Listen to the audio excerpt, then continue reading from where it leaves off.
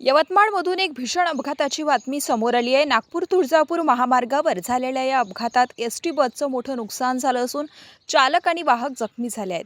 यवतमाळहून आर्णीकडे जाणाऱ्या ST बससमोर Satara फाट्याजवळील T पॉइंटवर अचानक एका अज्ञात ट्रकने रस्ता अडवला आणि बसची त्याला जोरदार धडक बसली आहे। धडक इतकी भीषण होती की बसचा पुढील भाग मोठ्या प्रमाणात चुराळा झालाय।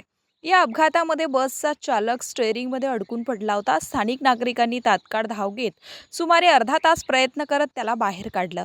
या घटनेमध्ये चालक आणि वाहक यांच्या पायांना गंभीर दुखापत झाली असून त्यांना तातडीने रुग्णालयात हलवण्यात आलंय। दरम्यान बसमधील 4 ते 5 प्रवासी किरकोळ जखमी झाले असून त्यांच्यावर प्राथमिक उपचार करण्यात आले।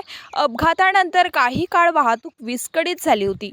घटनेची माहिती मिळताच पोलिसांनी घटनास्थळी धाव घेत पंचनामा केला असून फरार ट्रक चालकाचा शोध आता सुरू आहे।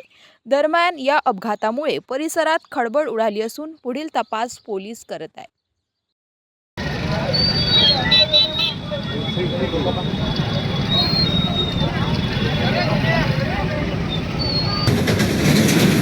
डेपो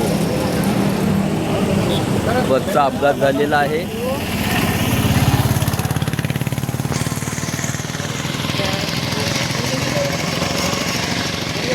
वाहकाला थोडंसंच मार आहे, जास्त नाही आहे।